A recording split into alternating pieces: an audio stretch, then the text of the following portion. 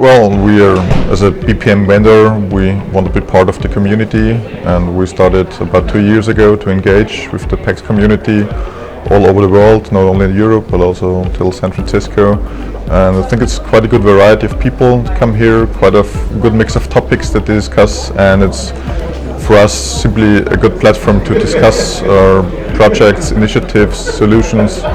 case studies, and simply a good platform to exchange. Yeah. Brilliant. You mentioned BPM there. What trends are you witnessing in the BPM landscape at the moment, and what do you think's next? Well,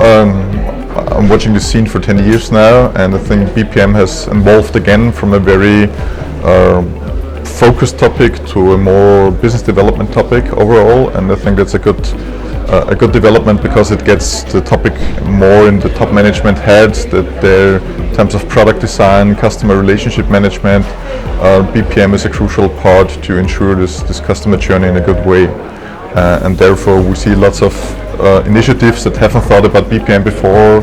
from marketing to HR, to engage with BPM and the process excellence teams to jointly approach this new way. I think in general the whole IT involvement gets a lot stronger toward BPM, because now we're talking about digitalization,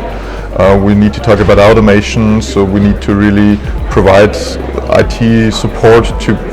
business processes to handle the volume and the load, because otherwise the volume goes up,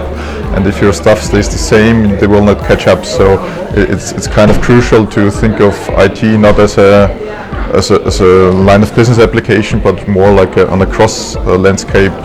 enable a process end to end to run, to be measured, to be improved. And I think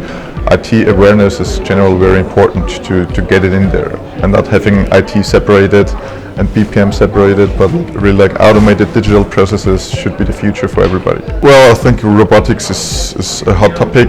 but I don't think that humans will be replaced by robots in the near future. So I think you get confused by the terms that really it's not a replacement, it's like a supporting. If you look at Singapore, like a robot is supporting your dish to get the dish washed.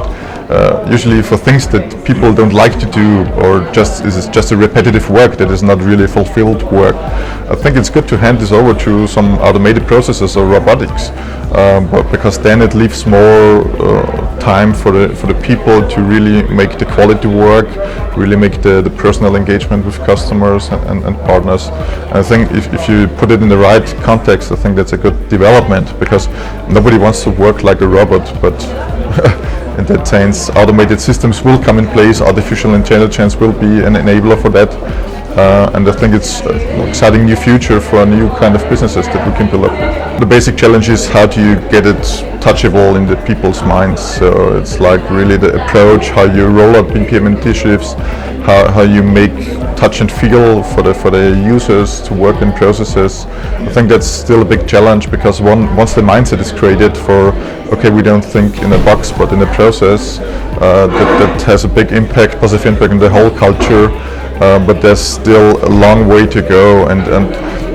we see lots of traditional businesses who do very hard to bring in this new culture for change, because they were designed to build one product and roll it out for 10 years, and they had a certain market standing, but now they see that markets changing so quickly, and without a really culture for change and rapid prototyping for new products and services, they simply will die, and it's very often a tragedy if you talk to customers who are simply not willing to change or adopt in any kind of way, and watch them slowly die over the years. So I think the mindset of the top management, and also the part what IT plays, what's the role of IT in this part, because it's like traditional businesses are becoming IT companies and not the other way around, but they don't think about that. So and they don't want to, and they always want to do everything themselves. So not like, let's say, bring in the best in breed partners that can help me, but like, okay, we've been a machinery producer and now we're an IT company and it's almost the same, and we do it all now, and we need 5 years to ramp it up and then it's fine. But most of them don't have 5 years, so that's the problem that they are facing, but they simply very often don't want to accept it. Well, I think PEX Europe, it's important to have an exchange platform, not on an isolated country, but on a more broader region like Europe, and with people from Spain to the Netherlands to Sweden. So really, you see a very difference also in the region where people come from. So it's a general attitude that they bring in, and I think it's that what they can exchange and learn from each other, like how to approach people in Sweden and their people versus the one in Spain. So